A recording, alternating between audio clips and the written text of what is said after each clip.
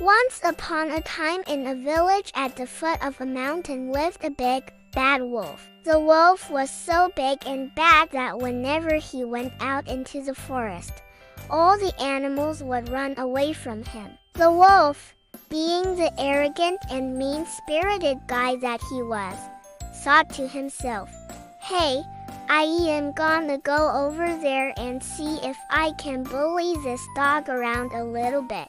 So the wolf walked up to the dog and said, "Hey there, little dog. How come you're not scared of me? Don't you know that I'm the baddest wolf in these parts?" The dog looked up at the wolf and said, "Me? Scared of you? No, sir. I'm not scared of you at all."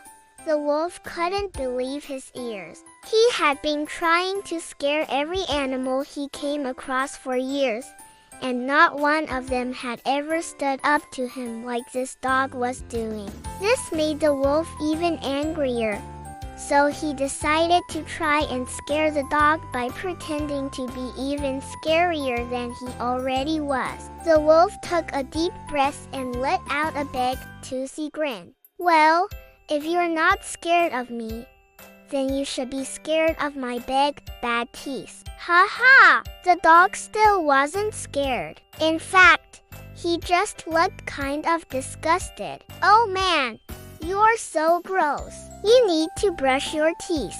You have bad breath too." The wolf was taken aback by the dog's comment. He had never thought about brushing his teeth before. In fact, he had never even considered the idea that he might need to do something like that. "You think I need to brush my teeth?" the wolf asked. "Well, yeah," said the dog.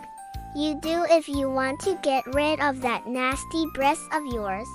The wolf thought about it for a second. Was it really that important to have good breath? Would it make him a better, more feared predator if he didn't have bad breath? The more he thought about it, the more he realized that having good breath would actually make him more powerful. And so that's what the wolf did. From that day on, the wolf and the dog became friends, and the wolf learned that sometimes the best way to scare someone is to simply be yourself. There was no one who could stand up to the wolf, and so he became very arrogant. One day, the wolf was strolling through the forest when he saw a dog in the distance.